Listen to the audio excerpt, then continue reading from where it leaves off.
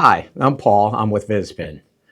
A while ago, we introduced the video intercom app, and since then, a lot of people have asked, how are you able to have a video intercom system at a remote location like a door or a gate when there's no hardware and there's no network connection? And so the history of the product is we were looking at video intercom systems and we thought about what it consisted of. And a video intercom consists of a box that has a screen, it has speakers, it has a microphone, and it has a network connection.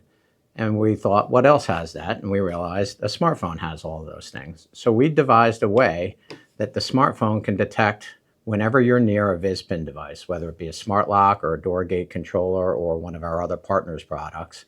And the phone can then go to the cloud and figure out who has a key to that device. From that point, you can look those people up and make a call. And if they choose, they can let you in from anywhere, anytime, any place on earth, as long as they can answer that call, they can let you in. So as a result of that, you can have video intercom functionality on any door anywhere in the world, regardless of any network connections, as long as you have a VIZpin Smart device mounted on that.